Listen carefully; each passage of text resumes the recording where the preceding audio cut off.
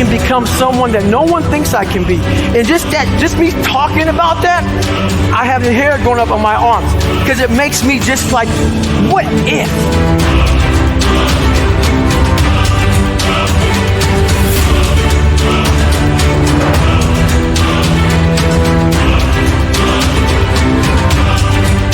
They don't know me, son. Get it. 18. They don't know me, son. Get it. 19. They don't know me, son. Who's gonna carry the boats and the logs? Who's one more to carry the boats? Who's gonna carry the fucking boats?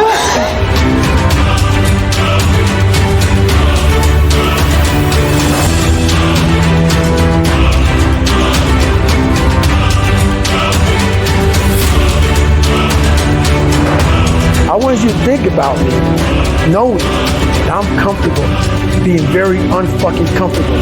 Who's gonna carry the fucking boat?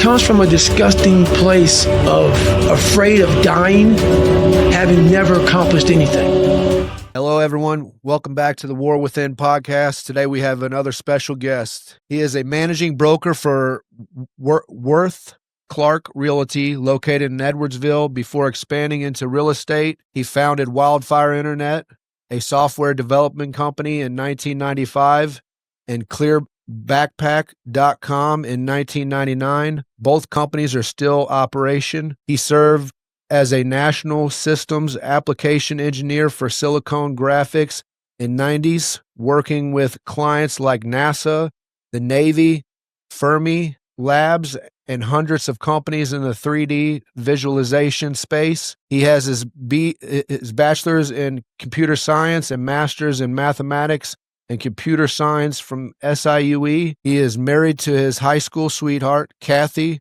who is managing clearbackpacks.com. They have two grown sons, Grant and Gage, and two golden retrievers, Kona and Lily. In his free time, he enjoys CrossFit, golf, exploring data, and now pickleball. He and his family live in Granite City at Legacy Golf Course in a home he and Kathy designed in 1990.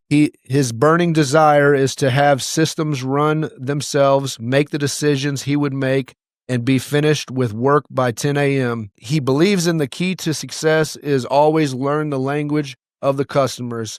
We have George Sykes on the podcast today. All right. Well, thank you. Nice to have you, George. Thank you. Thank you. I'm glad that you are doing this for me. So I want to give you these gifts. Okay. So you get a bag of coffee. I'll definitely use that. You get a hat. All right. I got a koozie with some stickers in there. Absolutely. And then I got you a T-shirt. All right. It's a extra large. Extra. That'll fit. I'll work Yeah. with B&I. Okay. Well, I didn't know if you were large or extra large. No, I'm an extra large. Yeah. So I guess really, I guess we'll start off. I try to start off with like childhood. You know, where'd you grow up? You know, kind of give us a rundown of George Sykes. Well, sure. Thanks. Yeah. I mean, like everybody, you know, where did you grow up here? I grew up in Granite City, and a lifelong resident. I stayed there after going to college and raised my kids in Granite. I went to school at Granite City High School South when we had two high schools. Okay. And ended up at SIUE. So SIUE was, it's a great school. I love SIU. I did the Comp Sci program. Mm-hmm. I graduated from there, ended up working for McDonnell Douglas for about 2 years, which I did not fit well in big companies. Okay. They moved too slow for me, and went to work for a Silicon Valley company called Silicon Graphics, where we did some pretty cool stuff. I might talk about some of that later on. Mm-hmm. And that put me on an airplane for about 8 years. Started a company called Wildfire, which is my internet company. And that's a software development company. So a few of us from Silicon Graphics came over. We put that office in Granite, and we've got customers across the country. It was a lot of fun. And then that just opened up all kinds of opportunities. One that was kind of a slow project that kind of kicked in 95, I bought some great domains. I bought what's called Pure City domains, edwardsville.com, collinsville.com, and granitecity.com. And then those led into real estate. So I have my managing broker's license that's part of Wildfire. And it gives me an opportunity to help people sell and buy property. But that's the thumbnail version. And yes, I do play pickleball, and I have to mention CrossFit anytime. So there we go. That was going to be one of my questions, was how did you get into real estate? But I guess obviously you just put that out there. It was really one of those, I think, if you read Drucker, sometimes the things that you invent are just out of necessity. And so I had a typical domain like granitecity.com, and it was designed to help local businesses. Still is. Yes. I mean, about the city pages. They're still around. Maybe we'll talk about those. You do my media off there. And so the idea was, we have this, in the beginning, the internet was supposed to be very inexpensive, and it's supposed to be this really nice way to promote businesses. And so I had businesses in there. We had the park districts and the churches and things like that. And I wanted to show the houses that were for sale. And I wrote the equivalent of an MLS system for granitecity.com. And I said, hey, real estate agents, for $25 a month, you can put your houses in here and promote them and sell them. Mm-hmm. Well, okay, for $25 a month, that's basically free. That just kind of covered our electricity. And we got our hands slapped by the real estate board. They said, oh, well, you can't do what you're doing. You need to have a license. And I said, yeah. And I said, well, because I said, let me have your data and I'll put it out there. And they said, oh, no, you have to be licensed to have the data. Okay, well, how hard can that be? So I got my managing broker's license, and now I have all of their data, and I don't have other real estate agents on those sites, but I take in real time that real estate and I put it into all of those domains. And there's about 40 in the area. So in Collinsville, we put the Collinsville houses. In Edwardsville, we put the Edwardsville houses. And it gives me a really nice way to take that traffic and help the local business. So electrician, guess what? Yeah. Somebody needs their house fixed up. Here happens to be an electrician and roofer and all of those trades. And it gives me this really nice platform to list somebody's house and hopefully sell it for less than what they think they're going to sell. I think most people think they're going to sell a house for 6%. What's the deal that you got going on? So you think about it. I know exactly what it cost me to sell a property. What's my hourly rate? I mean, how long is it going to take me? And so I'm selling houses for $5,495 on the listing side. That's $15,000. So that's a real $10,000 savings. And we can do that because we've got the backup of the tech company that's letting us help local citizens sell their houses. So that's a real number. Yeah. So I'll sell the house for $5,495. I know what it's going to take. That contract in my hand, whether it's a $20,000 house or a $500,000 house, it's still 12 pages. And anyway, so it's a pretty good deal. I've had quite a few people take me up on that offer. And then we still have a percentage for the buyer's agent, because the buyer's agents might be me, usually not. There's going to be somebody that comes in, and the seller can cover that. But real simple process. And so basically, as you don't have no real estate agents. It's just you as a broker, just so you can basically manage that off the wildfire. Basically, is what transpired out of it. Yeah, because you could take on real estate agents out of your brokerage. Correct. Yeah. So as a managing broker, so just kind of the players. It used to be there was an agent, then there was a broker, and there was a managing broker. Okay. So I have a managing broker license within the company called Worth Clark, and Worth Clark's a phenomenal organization. We're in I don't know how many states now, but it lets me run my business within Worth Clark, and they take care of the paperwork. I have a designated managing broker that signs off on paperwork. So it's always nice to have somebody that kind of looks over your shoulder, make sure that the paperwork's perfect. Nice. And then we have a compliance department. They're beautiful. So I basically run my company underneath Worth Clark. Could I take on more agents? I could. Yeah. But you've had employees. Right. More employees take more time. And, my goal is to be done by 10 a.m. I don't know if I could get that done if I've got 10 people running around. Yeah. Because I want to be informative on this, especially whenever it comes to real estate. And, because right now it seems like these big corporations are buying everything and turning it into apartment complexes and trying to make it an actual renting society. I mean, what's your take on that? Do you agree with that? I think you're right, and that there are big corporations buying up properties. Yes. And that kind of validates the fact that you want to be a property owner. Yes. If there's somebody with lots of money that's buying some asset, you got to think that there must be something to having that asset. Right. And so I don't see it as much here, but I know that it is happening. I mean, I have a program that's linked to people that will buy houses for cash. Mm-hmm. Now, would I sell it to somebody that way? Probably not, because there's a convenience fee and there's higher commissions. But if you're just wanting to it's kind of like trading your car. Mm-hmm. You know, if you want to put it out in front of your house and sell it, you'll probably get more. But if you go to the dealership, I'm done. I trade my car and I'm finished. Yes. So the cash buyers are doing that. So they're really leaning on that convenience side of it. I think there's better ways to sell a house. But there's definitely validation. I mean, there's people buying houses. Yeah, I did like a 5-day seminar over at the casino out by Earth City, where the amphitheater and all that is. I can't think what it's called, but Hollywood, Hollywood Casino. This guy Chris, I can't remember what his name is, but he's out of St. Charles, and he has the We Buy Ugly Houses. He created that. Yeah. So I went there, and they upsell you at this hotel. You go there for a free deal, and they tell you, they get you, they just like kind of hook you and get you, and they get you to pay to go to the seminar. So it's like $300.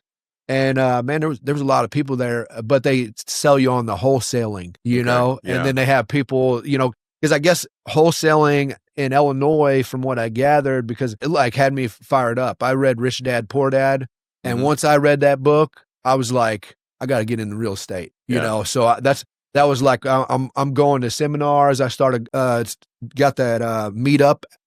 What is it? Meetup. It's an app where you can find like different free groups and groups of anything that you can think of. Okay. So I started going to investor groups all the way over in South County. I was driving from over here. I was going over there because I'm like, well, I mean, like you was just saying, with real estate, what I've figured out, and when you start looking in, you follow the money. Wealthy people have their money in real estate. You know what I mean? Yeah. It's one of the greatest tax write-offs. I mean, it essentially trickles down from the politicians down to people like me and you and everybody else, and that's what I'm saying. Like having you on here, I want people to understand these things, because I don't think a lot of people are informed on, benefits of buying a house, tax breaks, things of these nature that is a positive plus, especially for a middle-class, hardworking individual, I mean, a lot of people are drowning themselves right now. There's people that are making really good money, 6 figures,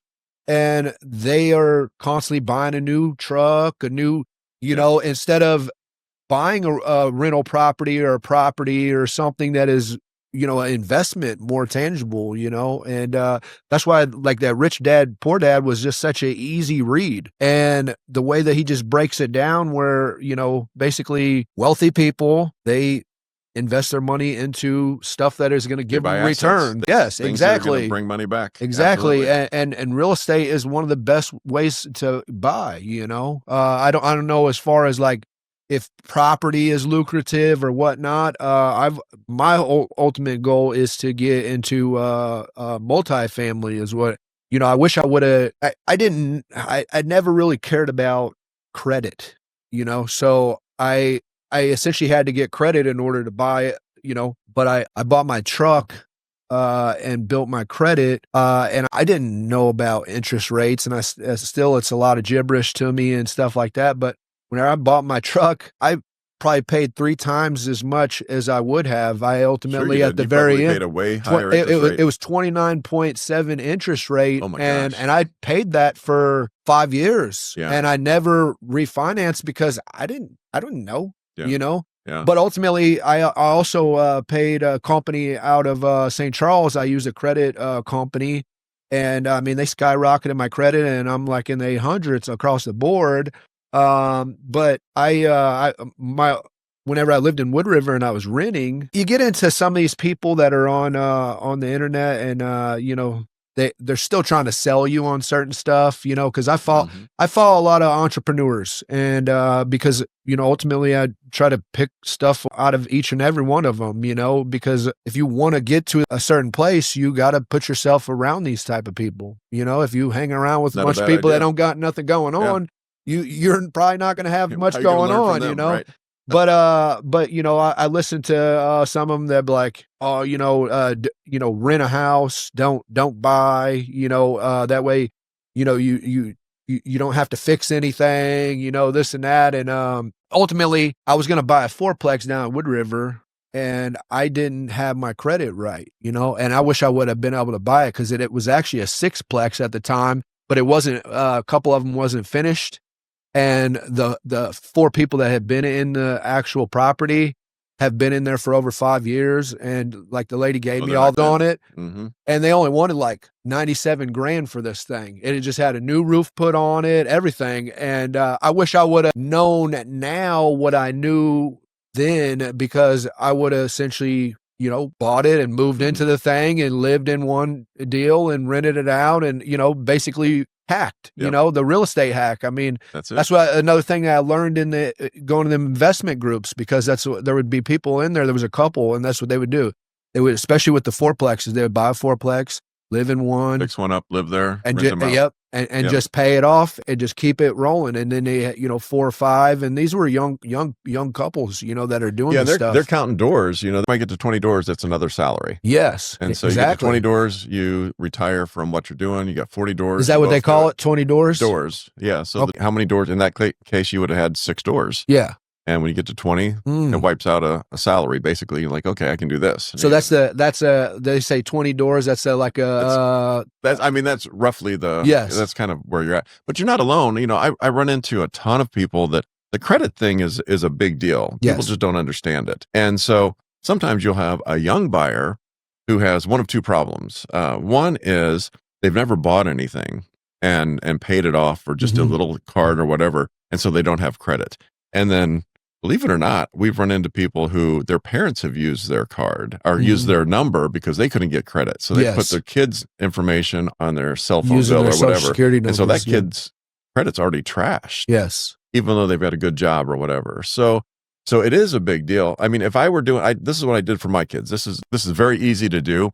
If you've got kids that are just coming through school, let's say they're 14 or 15, go to the credit union, get them a credit card, like a secured credit card for $250. Have it pay something that's very cheap, $3 on a YouTube subscription or whatever, and then automatically pay that off. When that kid gets out of school, their credit's going to be $700, $800. They'll be able to buy any car they want, and they're not going to pay 30%. They're going to pay 1.9% on that truck. Yeah. And it's very easy to do. You can do it for your kids immediately and fix things, Yeah, so. That's great. Yeah. I mean, hopefully people listen to that, because that's what I'm saying, that, I think a lot of people were like me.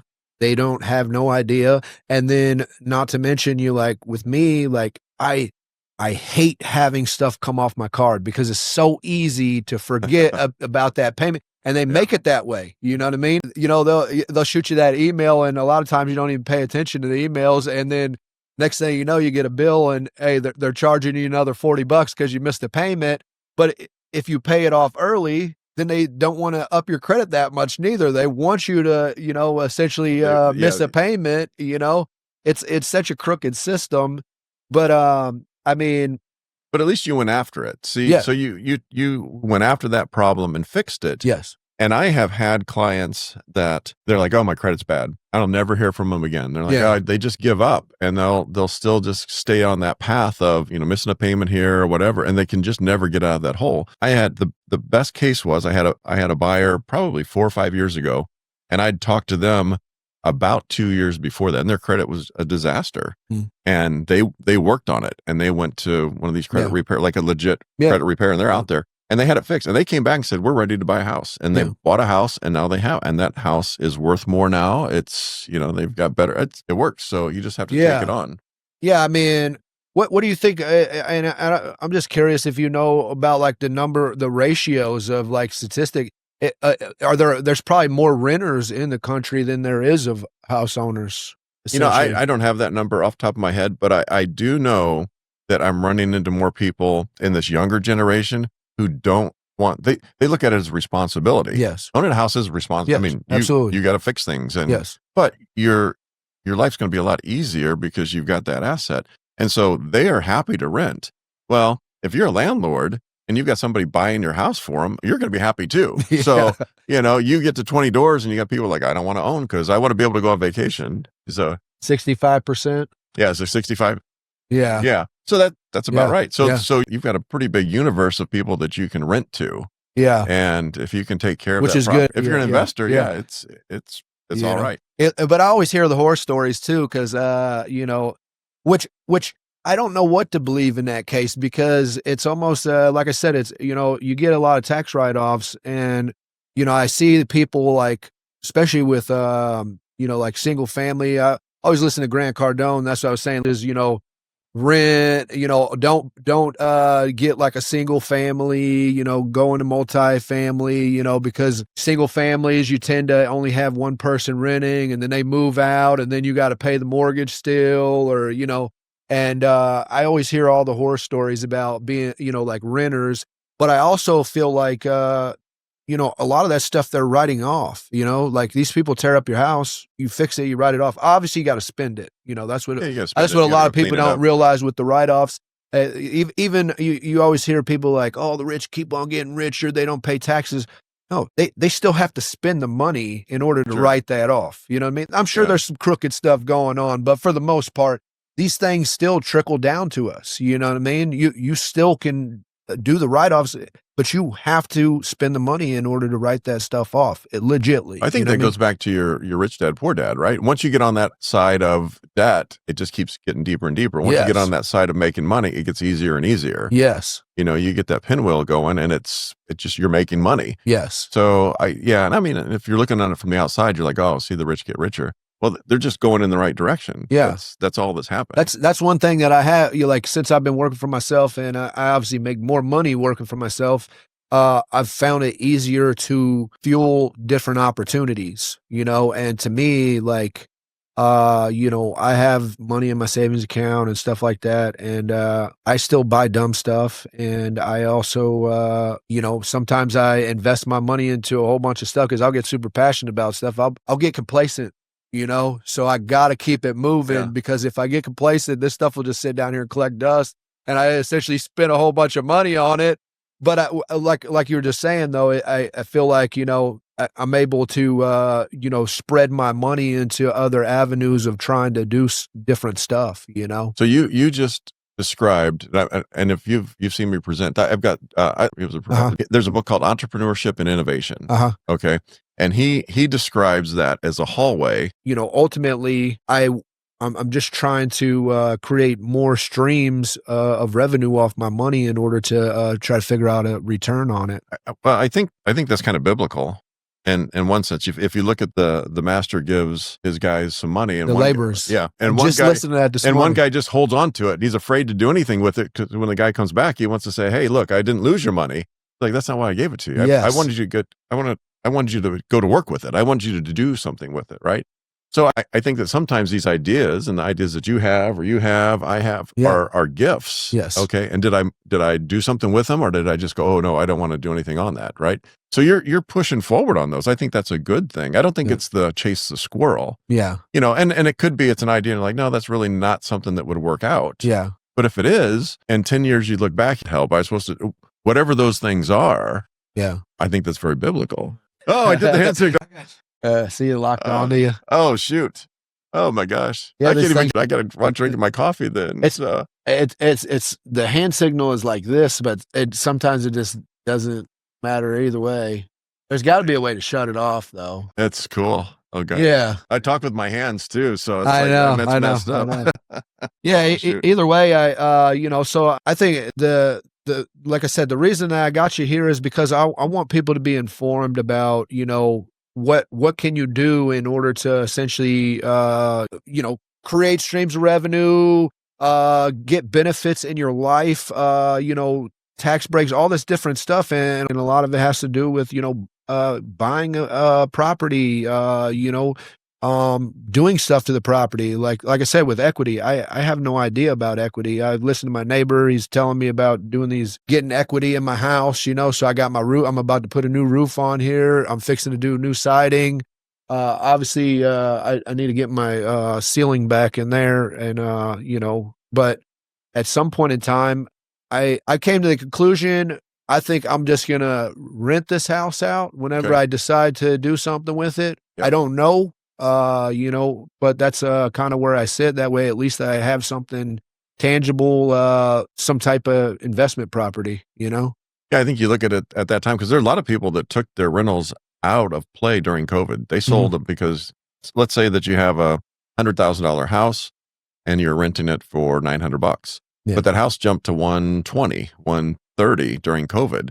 So they tried to make a quick buck. They took it out. Yes. There was, how long's, let's say I net $400 a month. How long is it going to take me to make that $20,000, $30,000? So there's a lot of rental properties taken out during COVID, which then drove the rent prices even higher because you want to rent a house or, I need a house with a fence because I've got dogs or whatever those things are, just supply and demand. Yeah. So I would say if you're, when it comes to equity though, I would always say if you're going to make sure the things that you're doing you enjoy, because a lot of people fix it up right before they sell it and they go, oh man, I wish I had put that new water heater in. I wish I'd, finished the basement before I sold the house. I mean, do it now and enjoy the HVAC. They wanted about the roof. Yes. They wanted about all those things that could cost them a bunch of money. So if you were working for, I'd go up to GM Design Studio in Detroit and they were designing Corvettes and tires. And so they would use our computers to design those things. Anything that was visualized was using Silicon Graphics machines at the time.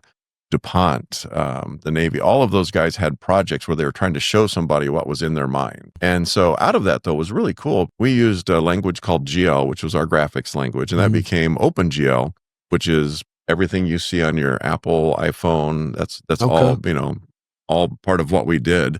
The campus was in Mountain View, California. It's where Google is now. So really? LinkedIn is over there. And it was a trip. I mean, we had a lot of fun. So you was actually out in Silicon Valley then. So, cause you say it was 8 years you was on an airplane. I was, but you still lived in Granite City. Yeah. So when they hired me, they said, where do you want to live? I live in Granite. And, and so, but I would get on the planes back when we had TWA and I would fly because they could go direct anywhere. Okay. And so sometimes I would start off in Texas and then I'd end up in Maine and then I'd be down in wherever somebody was making anything Disney used us for movies and, really, it was just, the Navy used us to map things. And this is back, this is back whenever it was like the AOL online discs. AOL. Oh gosh, AOL for the dial-up. Yeah. It was actually kind of before that because the guy that started Silicon Graphics then left and started Netscape. If you remember Netscape, Netscape was the browser. I probably do, but don't. But yeah. Yep, Netscape, and then so we had a lot of people were leaving and starting companies. One of the companies was TiVo. Okay, if you remember TiVo. Yeah, I think I'm pretty sure. Yeah. And then I said, but the problem was, we had our first son, and slowed you down. Well, the deal. Kathy traveled with the kids really? everywhere. I had. So she went with you all over. I had so many frequent flyer miles that she could go almost everywhere with me. And she'd pack up the kids, and I'm like, you know what? I'm going to live in an airplane. And I had the coolest job in the country. I mean, I really. Some of the things I can't even talk about, but it was very cool stuff. Yeah.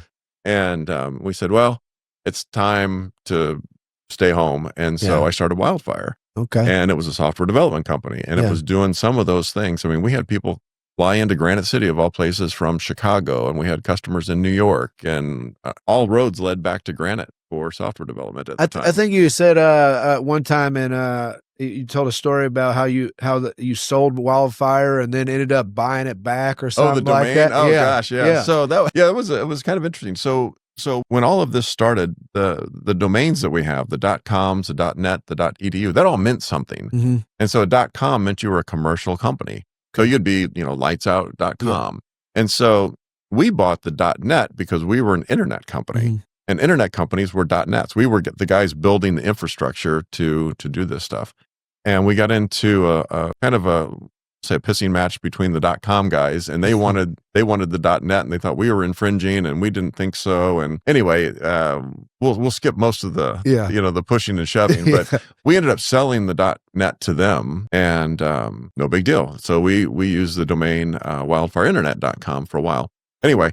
Somehow they sold their company to a group over in Europe and let that domain expire. And the guy that ended up buying it, I called him. I go, I don't know how you got this domain, but I went through some really bad months in an argument over it. And he goes, I'll sell it to you. So we bought it back. And then we immediately were sued by the the guys. And anyway, that was all dropped. We are still wildfire.net. So my email is still Sykes@wildfire.net, and we kind of won that one. Yeah, I didn't even know. I didn't know the .net was what the difference was from a .com or a .net until you explained it out that one time. Because I just thought it was just like a LLC, like a DBA. Like there was a reason for everything. And when you bought a domain, it wasn't $8 on GoDaddy. Yeah, it was $200. Yes, and you had to write an abstract on what you're going to do with the domain.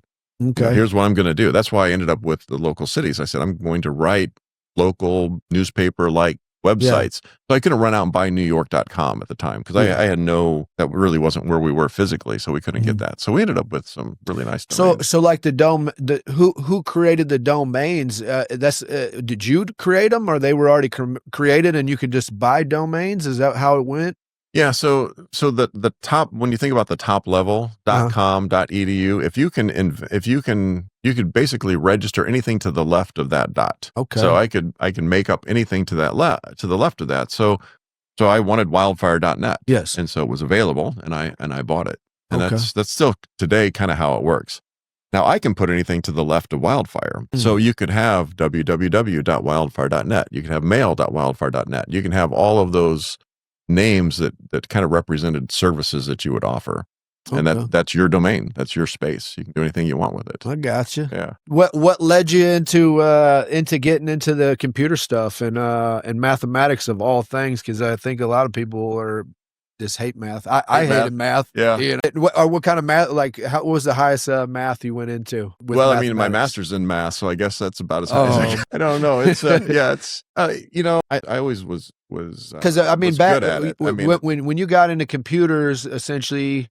During that time frame, it was probably like floppy disk, Oh, this is way before that. Really? So, what was what is it?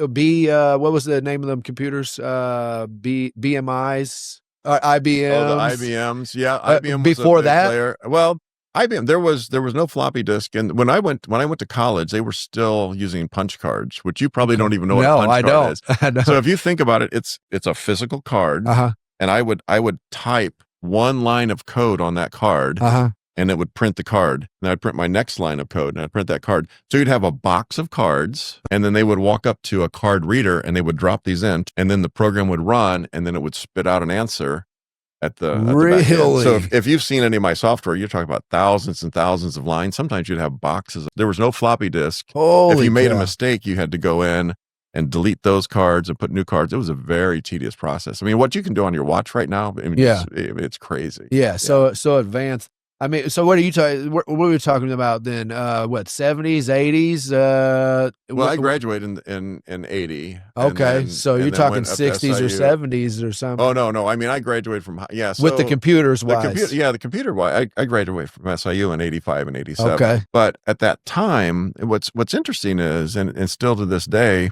the math that we're doing is the same math. It's just now we can do things faster, better, and understand. It's like, Da Vinci kind of imagined flying. We just didn't know how to do it yet, right? Now we can. Yeah. So back then we knew where we wanted to go. It just, the computers weren't there yet. And so it just took a little bit longer to get there. But so I mean, I guess you just, like, computers had just came out, and you just kind of thought it might be the good field to go into at the time. The honest answer? You want what? So I went to college. I was going to be pre-med, and I had taken a ton of math. I mean, I did well in math and chemistry and all that stuff. And then when I got to college, I'm talking to my counselor, and he's looking at everything. I said, I'm going pre-med, and he goes, I think you'd be good at it. And I asked him, I said, can I make as much money on computers as I can as a doctor? And he goes, oh yeah. And I goes, and you won't have to work nights. And I go, fine, yeah. And I started their program. That was it. It took about 10 minutes, and I had to go play some basketball or something, Like, okay, yeah. I mean, you got into it at the beginning too, It was early on. It's pretty cool, Yeah. You also, like, you got the clear backpack thing. Now, because I've been meaning to ask you that. Now, you guys created the clear backpack, you and your wife, correct? Correct. Yeah. Right. So you actually hold the patent and everything on it? Well, we looked at that. There's really no patent on bags. Okay. It's not like you can patent a backpack or anything like that. There's features that you could do. You get so busy chasing all that down that you don't make the product. Yes. And so This goes back to, I'll tell you what I did. So remember I said TiVo came out of, one of our guys started TiVo. Yes, sir. And I like I like domains, obviously. Yeah. And so I would TiVo the news every night and then go home and watch it and look for trends. You're talking about, where you used to be able to record TV is what you're talking about. Yeah. Right now we call it a DVR. Yes. It was, Exactly. The brand name originally was TiVo. I remember that. Yes. And so I watched Tom Brokaw. It was April 20th, 1999, which was Columbine. Yeah. 4/20, 1999 was Columbine. Really? Yeah. Okay.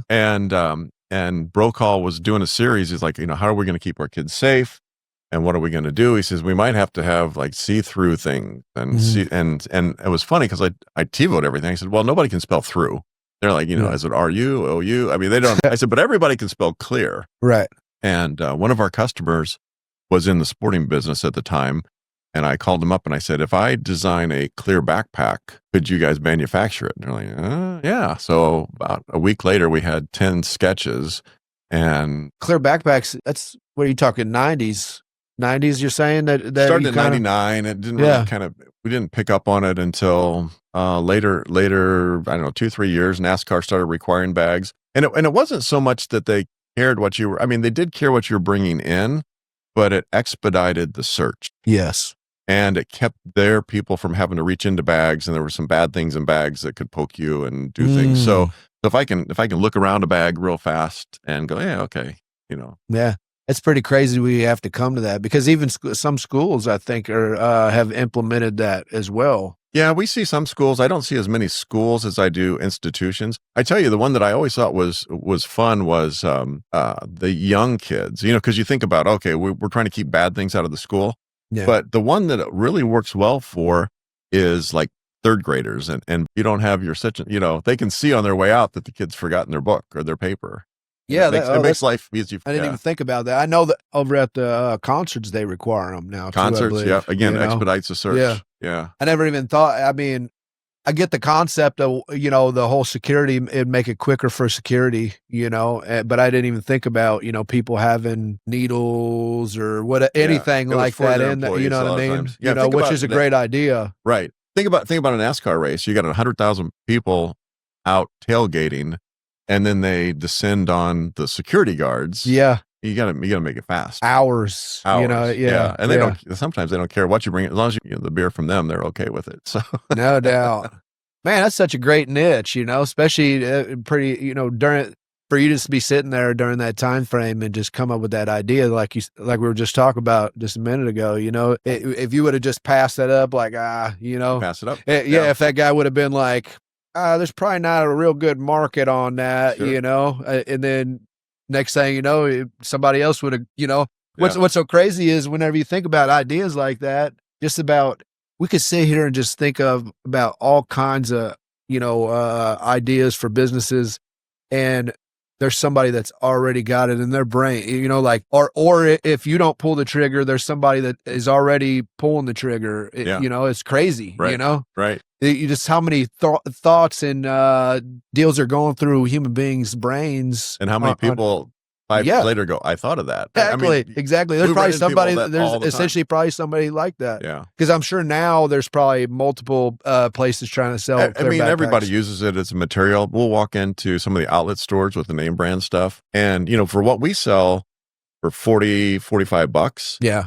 If it has a logo on it, it's $75, and I'll go look at it. It's single stitched. It's like 3 mil. Ours is 5 mil. It's just not a strong bag, but they've got their name on it, and people, they want to carry that name. It's probably from China too, though. Oh, I'm sure it is. Yeah. Yeah. We've tried to find somebody in the States. If anybody, we'd love to make them here. We just can't find anybody. Hopefully that'll happen. I hope so. I mean, hopefully they're, the way that they're trying to push the, bring America back. I think that is a great idea. Yeah. I just, there's a whole bunch of questions I got for you, because let's take on the interest rate first. Yeah. Okay. If I need a house, I need to go buy a house. Yes. If I said, I'm going to start up my 401k, but I'm not going to start my 401k until the market goes down 10,000 points. Well, that's a mistake, because I could sit out forever. Mm-hmm. So if somebody's sitting out waiting for the rates to go down, they may not go down. Mhm. And so you're saying, okay, I'll keep renting. I'll keep, that's just not I don't think that's a good path. Yes. What's really funny about it though is, we've seen the rates go from really low, they were nice, to where they are now, and people are kind of hurt about that. But for all of those folks that grew up in the 80s and the rates came from 13 down, they're tickled to death. This is okay, Yeah.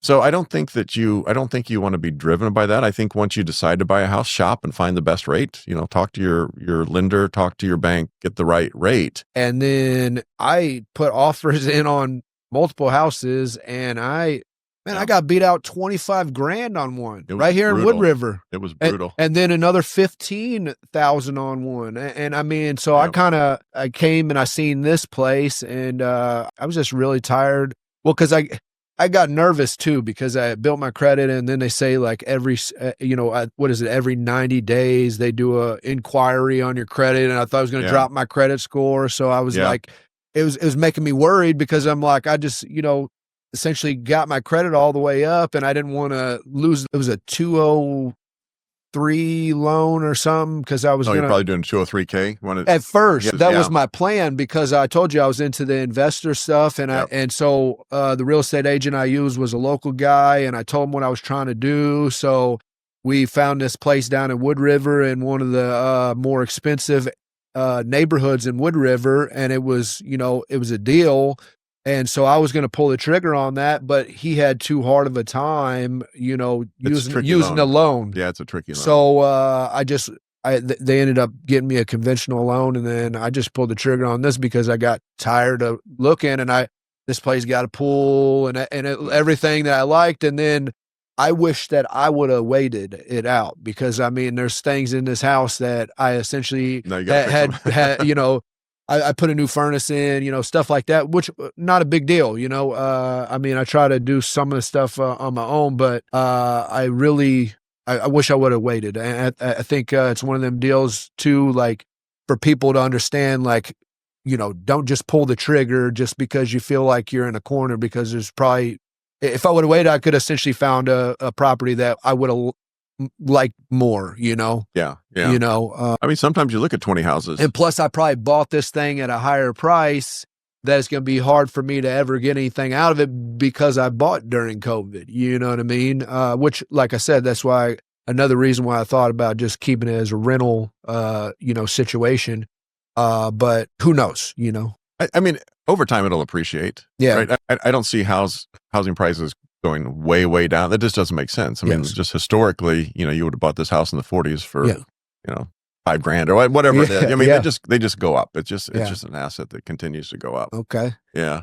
Now, touching on some other stuff, we said the interest rates, and then as far as buyer's market to a seller's market, what's your opinion on that right now? Well, I do think, I mean, because we have more buyers out there, it's interesting though. There's certain houses that are moving faster just because it's taking somebody from rent to ownership. Mm-hmm. And so if you're in that 150, 200 range, those houses seem to be moving. Again, if they're clean, and people don't want projects. Mm-hmm. And not so much they don't want projects, they don't understand they can't fix things. You can fix things, right? Yes, yeah. A lot of people can't. Right. And so you've got to get the house ready to sell.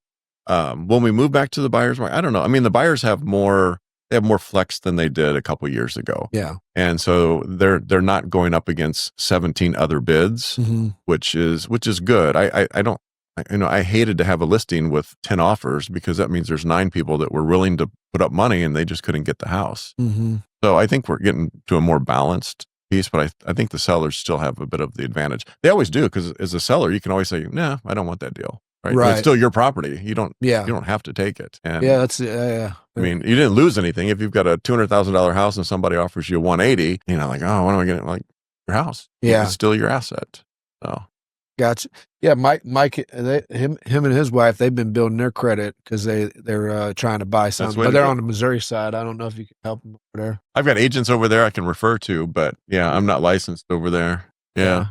Or two. Yeah, because I mean, thinking just about off of them renting. I mean, what are you paying for rent there? What did you say? Oh my God! Yeah, that so I mean, a lot of house. Yeah, they could essentially, that's almost a double mortgage payment. You know what I mean? Yeah. I know. But I'm saying there's a lot of people like that, in a lot of Yeah. areas. I'm sure Edwardsville people are paying just for apartment. I'm sure they're paying $900 easily. Yeah. But then, I mean, you're going the right direction. Fix credit, go buy a house. Yeah. Yeah. That's the way to do it. Gotcha. That's awesome. Yeah. And this is another thing, the school districts that determine basically the cost of the house. I've always heard that. Is there truth to that? Well, if you have a good school district, Yeah. and whatever that means, that's kind of a subjective term, right? Yes. It's definitely what out of town buyers look for. Mm-hmm. So if I'm moving to this area, my calls usually say, if I'm going to Madison County, they want to go to an Edwardsville or Glen Carbon because that school district has a high rating. Yeah. If you're down south, it's O'Fallon. So it definitely has. I mean, you want to keep your schools in good shape because that's Yes. that affects price. Sure. Just part of it. Yeah. Yeah. That's why I've always heard that. I've always heard, you determine the cost of the properties in the school district. And it does seem like that, at least to me, Yeah. You go to Edwardsville, it's a lot higher, there's a lot of growing areas too, though, that seem like they're really taking off. The smaller schools. So I think of those as the big schools, the Yeah. Edwardsville, the O'Fallons, the Granite Collinsville. Those are the big schools. But the smaller schools, you're looking at Bethalto's, Yeah. Triad, right? So Troy's still a hot area. Down Mhm. south, you've got Waterloo. Mhm. Yeah, those are all good schools. Do you sell houses all the way down there? I do. Yeah. Do you really? All down 255, all the way down to Columbia. Yeah, because I know Waterloo and Columbia, they're really building a lot of subdivisions. They're and stuff. growing. Yeah. That's a nice area down there. Yeah, and they've got a little more land than some of the Madison And County you areas. get kind of like rural, but still city-ish, Yep. out that way. You can jump across JB and get to St. Louis. There's plenty of stuff across there. So Yeah. I think they're going to do well over the next few years. Oh, yeah. There's a lot of great restaurants and different stuff down there. I mean, so basically, as far as, buying a house, even with the rates as high as they are, you're saying, don't hold off, this is, to hear that it used to be 13% and now where it's at, I mean, that's, I didn't even know it ever got that high. I think my first house was 12.5%. And I was tickled because Really? it just come down to 13. Yeah. No doubt. Yeah. That's back when you had to put 20% down. Yeah. Rates were at 13%. That's another question. So what are you looking at? What kind of credit score are we looking for to, for different style loan, because I know they got first time home buyers, conventional, and I guess you got to have a certain, credit score, to get to different styles. I'll defer the exact numbers to the James of the world, but you're probably looking at, 640 seems to be the kind of the step in. Mhm. And remember though, it's just like when you bought that car, the better your rate, I mean, the better your score, the better your rate. Yeah. Because they're saying, okay, we are more likely to get paid from this person that has an 800 than we are from the person that has a 500. Just historically, that's what they're looking at. Yeah. So there's definitely some first time home buyer. There's grants that come along. So the county will have grants. Mm-hmm. They use the money, don't have grants, they'll refund it, have grants again. Really? Yeah, See, so that's it something goes I back didn't and forth. know. Yeah. For first time home buyers, again, it's tied to your income. Mm-hmm. And then usually in the kind of just a macro level view of that grant, if you buy the house and you take, let's say $5,000, they'll forgive that grant over 5 years. So in 5 years, you don't have to pay it back. If you moved out in a year, you owe $4,000. And so they'll take that out of your house when you sell it. That'll be part of your proceeds. So it's almost like a little loan until you hit some time frame. Okay. And then it's forgiven. So now that's a good question. I'm probably going to try to get James on here anyways, because I know James is the guy. Yeah. To answer some of the loan questions and stuff. But that was another question. I didn't know, like, I guess as a real estate agent, you just basically, defer people to a mortgage, individual, and then they deal with that side of it. You just deal with the side of, buying the house, helping them buy the property, correct? Right. There's a couple threads in a purchase. So on the real estate side, we've got to go find the place. We've got to get that under contract, negotiate with the buyer or seller, whatever side we're on. And then we have to get that packet to the title company. It says, hey, we have this seller trying to, sell this house to this buyer. And the title's got to do a search. do you really own this house? Is there some long lost uncle that has rights to the house? Is it, you know, so they want to make sure that we have what's called a clear title. And so, or a clean title.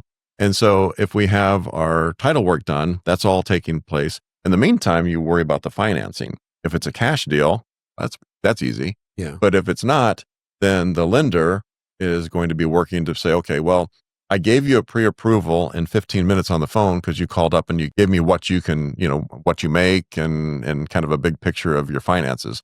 They then dig into that to make sure that you can really afford it. So you told me you make $100,000. We need to see a W-2 or your bank statements or whatever those things. So they take care of all of that. And they will then bring the money to the table at closing. So closing's just a meeting at the real estate office, or not the real estate office, the title company, which is kind of an attorney for real estate. Yeah. And we close out the deal. Yeah, that's where I went. They took me to the title company, and then you sit down with the person and the real estate agent. Yep. Everything comes together on that closing. There was one thing that you brought up a while back in BNI. It was with the whole real estate board deal. What transpired with that whole deal? So there was a lawsuit over the last summer, and it caused just a lot of ruckus as far as we had to update our contracts. I think the end goal was to try and make the transaction more transparent. Mm-hmm. Who's paying whom? There was a lot of arguments about the commission, right? So everyone's worried about how people get paid. Yes. So traditionally, you know, before the lawsuit, you would have the let's say $100,000 house, and if we had a sale, the seller would pay the buyer's agent and the seller's agent. That was the perception. And in reality, though, the seller always pays the other party, and then they pay their agents. So there's just more clarification on how that went. So our documents now explain a little more explicitly, here's how your commission's paid. I had been moving towards that flat $54.95 for about a year and a half, because I just thought I think it was a good move for just, again, I can help people. I've got the tools to do it, and it saves them some money. So what I'm doing is, I mean, he was already perfect. Above. He was already yeah, I think I think it was. Yeah. I think it just made life easier for the sellers. On the buyers, again, you might show one house, you might show 20 houses. So there's still two sides to the deal as far as that contract goes. Yeah. And we worked through. It was just a big cluster. What's your thoughts on if somebody inspiring to get into real estate, as far as be a broker, or into actual? Is it a lucrative deal? I mean, obviously it's a sale. You got to get out there and be hungry. Sales. Yeah. Yeah. Is it, has it been beneficial to you compared to, I mean, obviously you got other stuff going on, but as far as like your bread and butter, I guess, is real estate, It was a good complement to what I had in place. Yes. It fit really well with the tech company. I know a lot of people that get into real estate, they get their license, and then they just think that deals are going to happen, and it doesn't happen. I mean, just because you become an agent doesn't mean that there's going to be 14 deals. You still have to work at it. Tricky, because you have to sell twice. Okay, I have to sell the fact that you're going to find me and let me represent you, and if I get a listing, then I've got to sell your house. So I've got to market two things: myself and then the house. So there's definitely an art to that side of it, and so that's why the city pages were designed to help other business. I already know how this works. I can help your business do the same. Yeah. Which is such a great thing anyways, because in turn, you helping them, it's helping you. You know what I mean? Like, right. That's like with BNI, I'm just so glad I joined it. I'm glad that I met you, essentially from joining it, and the people that I've met out of it, because it's just another marketing. It's another way to market yourself and market your business. But, we help each other, and in turn, you can't afford 20 exactly, sales reps. Yeah. Exactly. So like with the city sites and with doing that, I mean, these people are probably throwing your name out there as well. Whenever that, they don't, they can't make the sale or what, essentially, Right. Because I know I see people too, like that try to sell their own properties, like and I mean, I can't even imagine how much is into that, because whenever I was actually studying for the real estate exam, there was a lot of stuff that was over my head, There's a lot of stuff in it, yeah. Two real estate agents made an agreement, and this person still gets this cut of money, and there's a lot to that whole deal. Now, I don't know as far as like trying to just sell your property, but well, usually what we see is FSBOs, I mean, for sale by owner. We know that only 6 to 8% of those houses will sell. Really? So it's that low? It's very low. No doubt. I don't discourage that. I actually have a FSBO option that says if you list with me and you find the buyer, I'll save you a chunk of the commission. Yeah. Right. Because most agents won't do that. They're going to take both sides anyway. But yeah, if you're listing your house, you still have to follow all of those rules. And the other thing that happens, and this happens all the time, is I'll get a call and says, I want to go look at this house. And turns out that house has been for sale by owner for 2 or 3 months. And then they list it with somebody and they get tons of showings because people just don't know what to do with the for sale by owner. So they just wait until it goes up for sale, and then they call an agent and they go look at it. Yeah. I mean, because I think people essentially think that, I guess whenever they do, for sale by owner, then they don't have to pay as much out, because they're not paying a real estate agent. But really, you're paying for the service of not having to deal with all the extra stuff, It's exactly what happens. I mean, if you trade your car in, it's the same sort of deal. I've had listings. I had one, oh my gosh, it's probably been 5 or 6 years ago. They were for sale by owner. And they called me and said, we've got some questions. Can you come look at our house? What are we doing wrong? And I said, well, you've got it listed about 30 grand too low. And we listed it at 30 grand. We sold it in about 2 weeks. Really? So they made more, and they just didn't have it priced right. But if you go to Zillow or Realtor and you see just dingy pictures, you're like, I don't want to go look at that house. Yeah. So we cleaned all of that up and we sold it really fast. Well, I've noticed too, though, they'll put some pictures on there that makes it look great. And then I've been inside of some of them things, and then you're like, what am I doing here? Yeah. Yeah. Yeah. Yeah. Cause that's what it is. So you guys can actually see the true facts about the property. I don't know what all you can. This is just what I gathered through. Most of what you see is in the public that says, here's my pictures, but there's on the back end for the other agents. It's here's foundations what to look for. Cracked. Oh no, I mean, on the disclosures, you definitely, I mean, if you're looking at a house, definitely ask for the disclosures. Yes. What's going on with the house? Okay. And the seller should tell you everything that they know about. But do they have to? They don't have to. They have to. Oh, they do. Yeah, the seller has to. If they don't, I mean, if I bought this house from you and you said, no, the basement doesn't flood, and 2 weeks in, the basement floods. Yeah. And you go, I didn't feel like telling you about it. It flooded every day for a year. Yeah. You didn't tell me. Well, that's a bad thing. Yeah, you can't. So you could actually sue the person Absolutely, over that. Yeah. Really? I didn't know that. I just thought that people could get away with just feeding you a whole crock of crap. You have to disclose it. There's a whole process. And that's why on the FSBO side, you want to be very careful about making sure you've disclosed everything, because if you can have some issues down the way. Well, I think that's a good point that people need to hear, because like I said, there's probably potentially people that'll watch this that are like, oh, I'm just going to sell my own property, and and probably don't know the rules and regulations and laws and everything else, and could possibly get sued over it. Well, here's because I almost feel like not necessarily with this property, but I just think about it like it'd be very easy. Don't know what I mean? Those cracks. I'd be like, I don't know, and I'm sure it happens. I'm sure stuff like that happens. I've seen properties like that. We had a property a few years back, and we couldn't find the water shut off. Where the heck's the water shut off? And they had just finished the basement.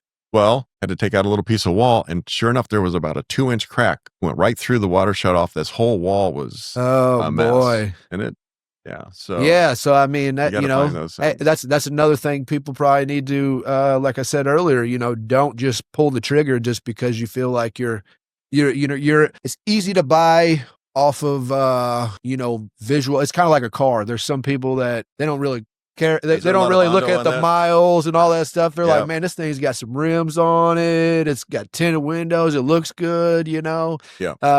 So I think also that's probably a good thing about having an agent, especially an agent that's been in the business for a while, that knows what to look for and is willing to go through the property with you. I want to make sure Because I know that you get in, yeah. I don't think, I deal with a lot of people's electricity. Yeah. And they've paid inspectors, and I'm like, I go into somebody's attic, and you pay an inspector good money. I paid him $900 to inspect this house. Yep. I got into my attic, and there's wire nuts and splicing hanging out, and it kind of pissed me off, because I'm like, that industry. Yeah. Yeah. But I mean, like, I think a lot of these inspectors as well, have, a lot of people they don't know anything about anything really, is like you said earlier, so where you need to, at least walk around with these people and make sure they're getting in your attic, getting in your crawl space. Hey, let's taking some pictures. Let's see what's going on. They probably used to just uninformed homeowners that they just, yeah, you're good. You're good. And I'm sure there's a lot of them out there. You know what I mean?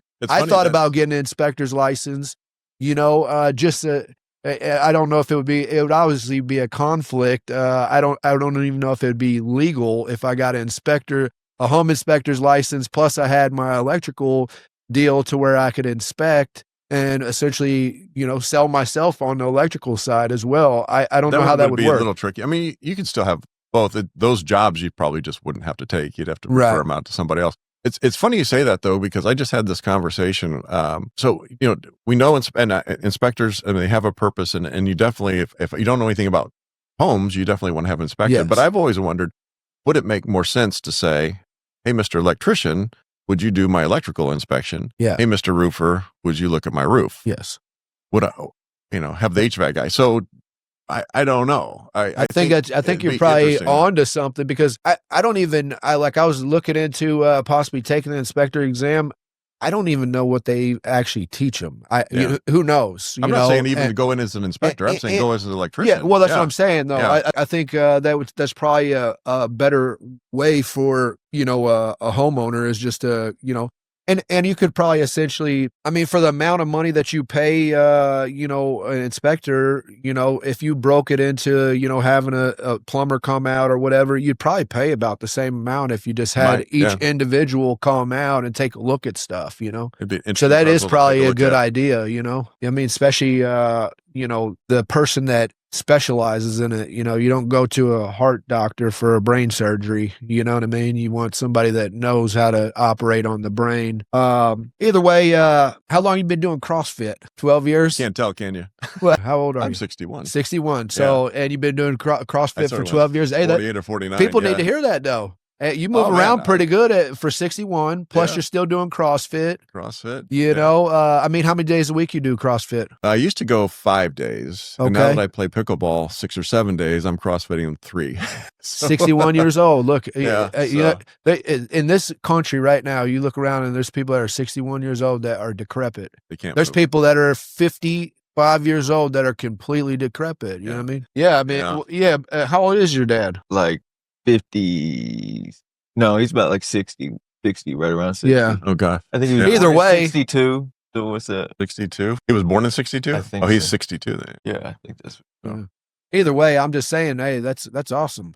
I mean, I think especially with CrossFit. I mean, CrossFit. I'm not a CrossFitter. I like high endurance exercises. I do a lot of supersetting whenever I lift weights and stuff. But I've also watched the CrossFit Games, and I look at these people, and I'm like, man, they're chiseled from stone. You know what I mean? Now there's a lot of people that attack CrossFit with the pull ups, the what do they call them? The kipping pull ups. Man, there's a lot of strong CrossFitters, and they look great. Injuries, I don't see. I mean, it's some of the best cardio, because I mean, them high endurance, you guys are doing, back to back, really fast workouts, and I like that. That's the type of stuff that I like, as well. So whenever I lift jump weights. on the rower. Yeah. Exhaust yourself and then go do some cleans. It's a whole different game when you're tired. Yeah, and a lot of these are functional exercises too. They're functional. Like cleans, I mean, just in general, I don't know why it's gotten such a bad rap through essentially some of these other deals. I think it's because it grew so fast. You know what I mean? And it kind of outgrew, I guess conventional like bodybuilding and stuff. It became more like a fad. And it's a sport. Yes, I mean, it's a very different workout. Plus, think how easy it is to go, oh, well, they all get hurt, so I shouldn't do anything. Exactly. I'll just sit here and do nothing because I could, hurt myself. Like, Yeah. I don't know. Man, you don't even like. That's what I'm saying. 61 years old. I go into a lot of people's houses, but even if so, I just with social media, like you see people, I hear people all the time, that are in their 50s or whatever, and they're like, yeah, they're overweight or their bodies hurt, my back's killing me because they're not doing anything. They haven't used it.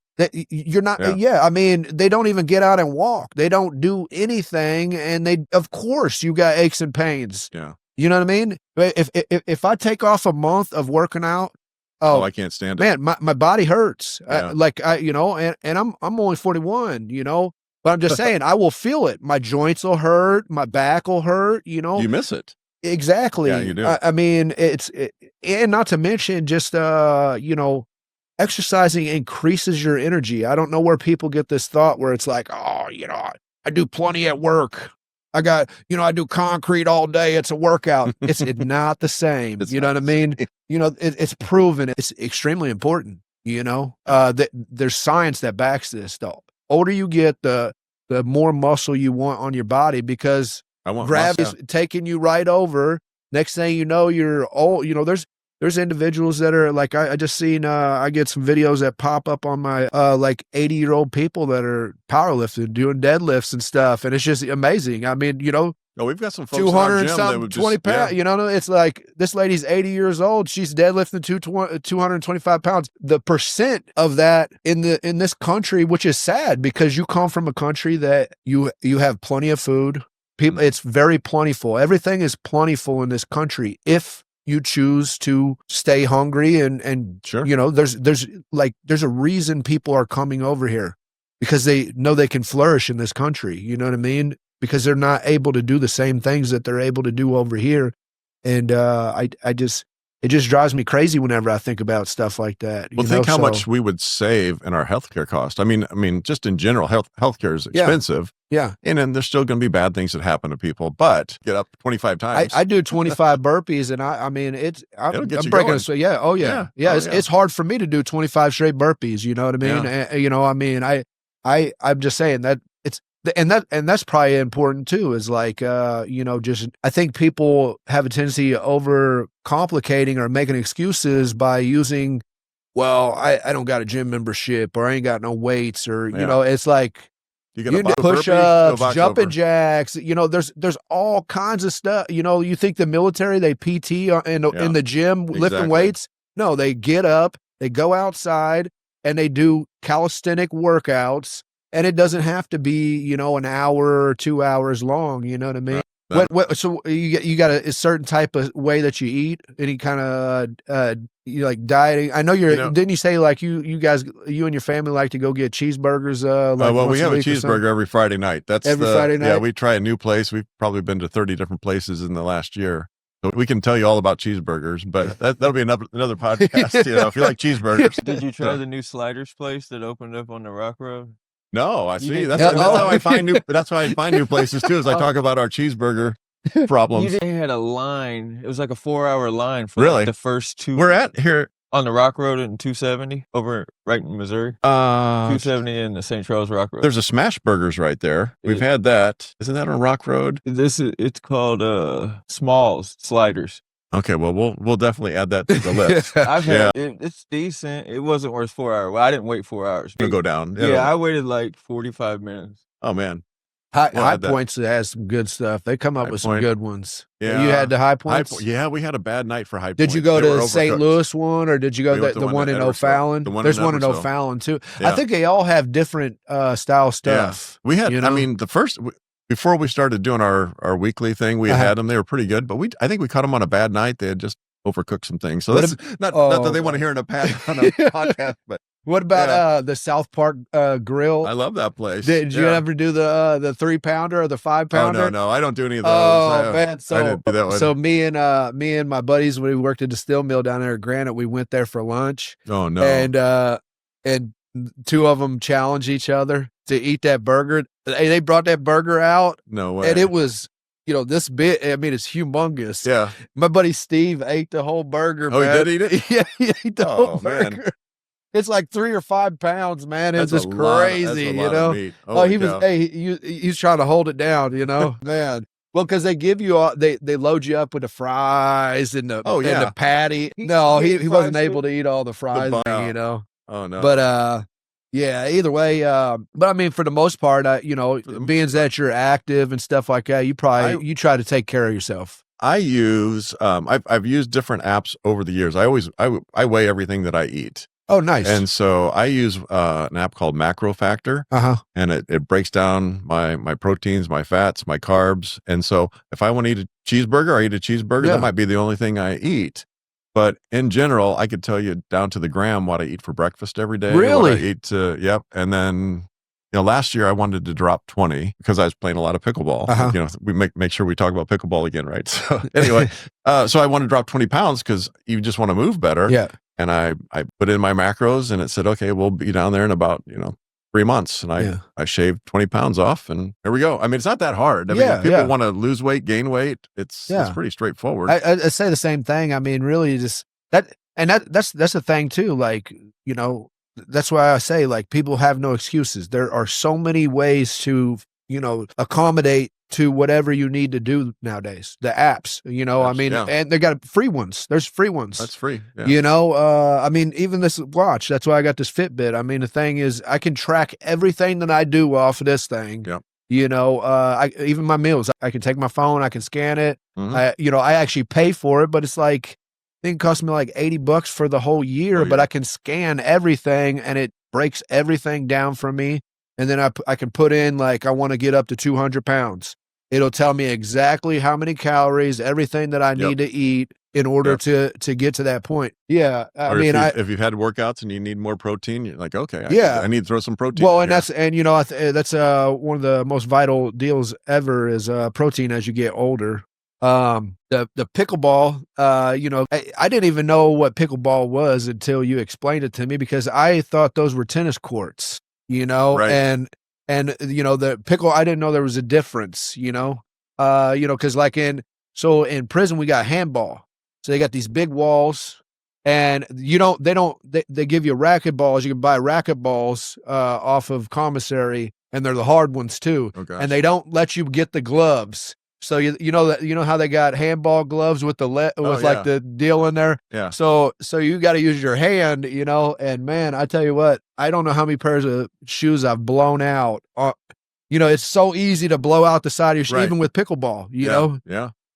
Trying to. That's funny. You know, I mean, but either way, it's you know, the pickleball. I didn't even know that was like. I thought it was just you know, it's like tennis, big ping pong. Or small tennis. So do you actually use like is it like a ping pong board style paddle or is it like a net? The paddle is bigger than a ping pong. Yeah. It's smaller than a tennis racket. It's probably about the size of my But iPad. it's a solid deal? It's solid. Oh, yep. okay. And I mean, it's got a little grip on it.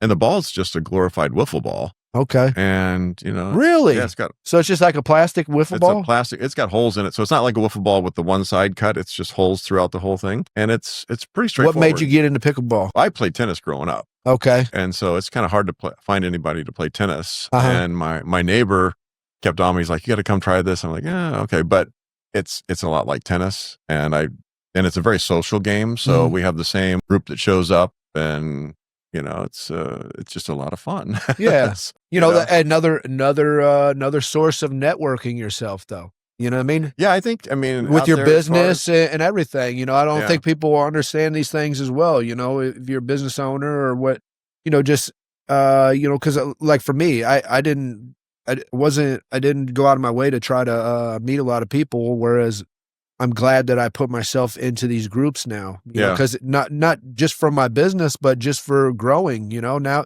you essentially went off and played the sport that you didn't know if you would like or not. And now you're enjoying it. Now you've met all these new people and, you know, I mean, it's just, it's great, you know? Well, I mean, this is just my philosophy is I still think people are the most interesting thing on the earth. Yeah. Right. I mean, we can make things, we can solve problems, we can create problems. And so I like people, which is unusual for an engineer. And so pickleball's just a social game. I love our BNI group, right? As a small family that we Yes. you have your church group, you have, Yes. you know, and then if you can be a consistent person through all of those groups, I think you're doing the right thing, right? You're not a different person over there than you are with this group. Yeah. You got some issues. Absolutely. Yeah. Yeah.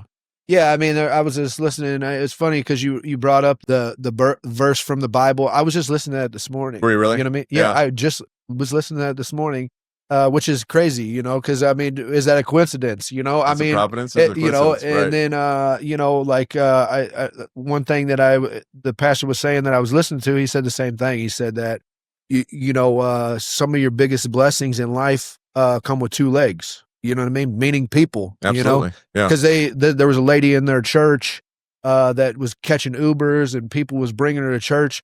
So a handful of the people in the church came together and bought her a car. And you know what I mean? Invited her to a restaurant and was like, "Hey, here's some keys for you." You know what I mean? Because he was just talking about the camaraderie and you know of these people in this church, you know, in whatever group it is. I mean, it could be any group that you're a part of. You know what I mean? I think that's right. You know, it's hard to share the message until you can meet their needs. Exactly. And so they're not open until you like, I got to meet some needs here. So yeah, that's awesome. Well, yeah. What we'll get ready to cut this off because I got to go to work. But I'm curious. What's the best sell that you ever made? Best sale or our most expensive house? Could be two different things.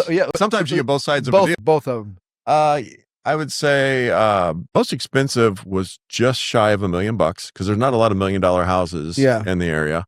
But I did catch an 800,000 on both sides, so that was probably the largest deal. Nice. Yeah. Well, I mean, they say on the Missouri side, I guess the properties are more expensive, obviously, so you can get bigger sales. You ever thought about getting a real estate license in other states and doing it? I've thought about Missouri, because I have domains over there, just like I own I have Baldwin.com, some really nice domains. Oh, that's you, STL 365?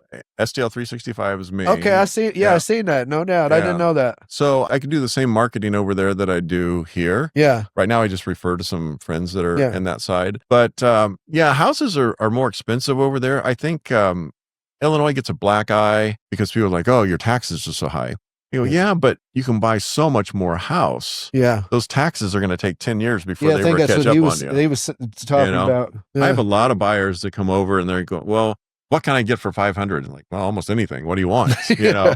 And so they've been over in Missouri and they're looking at houses for 500 that we might sell for 3.25. Yeah. So it's a different market. You know, but St. Louis is huge. It'd be, I don't know. Yeah. I whenever I was doing them investor groups and everything, they would talk about just the St. Louis area, Illinois side and St. Louis area. It's such a hotbed for real estate in this whole country, you know, especially whenever it comes to investing, because you could literally buy a house at, X amount and still charge very good rent for it, compared there's to still room for rent. Other places in the country. There's really good room for good rent in this area. And that's I know at this time, and this has been some years ago, but they were saying there's a lot of foreign companies coming in and buying up a lot of the property for that reason. It's an asset. Yeah. It really and I mean, the more you look around, like at the beginning of the podcast, I was talking about, these corporations. I mean, if you look up by Edwardsville, off of New Pogue and all these other areas, man, they're just mass producing these huge apartment complexes. You know what I mean? I was just over in Swansea the other day at these people's property, and they had their house built in the subdivision, and he brought up the same conversation because he's like, they've just been throwing up all these huge complexes, and then they're renting them out for and then filling them. Yeah. And they're renting them out for like $1,700, essentially. And then whenever you break it down, like this guy, he's paying 18. He could be into probably $150,000, $200,000 house over here and still pay less. Easy. Yeah. On a mortgage and get a tax break. Yeah. Yeah, because I mean, right, I'm at my house. I bought this house for 95 grand. But I mean, my mortgages went up, I think like $20 or something during all taxes. this stuff. Yeah. But I'm right at like 860. but I always pay extra. And that was another thing, was like trying to learn how to, because you could do them bi-weekly payments and pay it off faster. Yep. There's all these little schemes that people have explained to me. And then I talked to a friend of mine. She was like, really, if you just make an extra payment at the end of the year, it's the same Just make an thing. extra payment. Yeah. So I just always throw like an extra $50 on top of my mortgage every time. It'll You chop know it what I down. mean? Yeah. And but I got to get better at paying more, because I mean, essentially I make more. I should be really just killing off these payments and just kind of chisel it slacking down. at, you know what I mean? Yeah, but if you're at 3%, it's not that urgent. I don't No, think, though. and I don't know. Oh, well, either way, right. man, I just I appreciate you coming, man. Oh, thanks for I having know me. This you're has been super fun. busy. You want to give basically tell anybody where they can find any of your businesses and how to get in contact with you on the social medias. You're going to put them on there? Yeah, I mean, for the area, edwardsville.com is sort of probably the base curiosity. We just released edwardsville.net, which is a really nice list of what's going on in Edwardsville. So I would start there. And then for the entire area, everything 618.com and .net. Okay. So that's clearbackpacks.com if you want to put that on there. Yeah, Sure, we'll put it all on there. Yeah. I mean, and is there do you, as far as real estate wise, are you dealing with a certain, do you have like a set range of amount that you deal with? Are you willing to, help people in any, a $50,000 house or what? It doesn't really matter to you. I'll work with anybody on any size. I mean, because if you buy a $50,000 house, you love that house as much as a person that buys $1 million house. Yes. I mean, people are very connected to their homes. They don't realize it sometimes until they sell it. They're like, I was really connected. I mean, it's just part of your personality. It's your safe place. So so I'll definitely help on that side. The real savings on the commission is going to come on anything about $200,000 or more, which isn't hard to find anymore. I think that's pretty straightforward. But no, if they want to buy a house at 50, we'll figure a way to go look at houses and find more. Do you only deal with houses? Do you deal with properties or just anything in general? I've got land. I have commercial. I've got the Barney's is for sale in Granite. Anybody looking for a shop? But no, I do commercial and residential and land. And yeah, because in the end, it's all about the same. Yeah, right.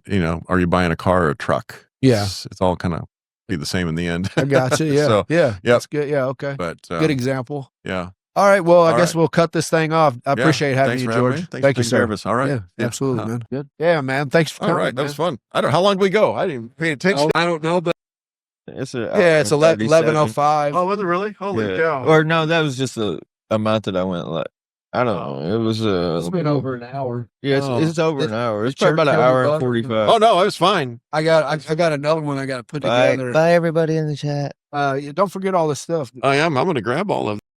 Trust in the Lord with all your heart, and lean not on your own understanding. In all your ways submit to him, and he will make your paths straight. Unless the Lord builds the house, its builders labor in vain.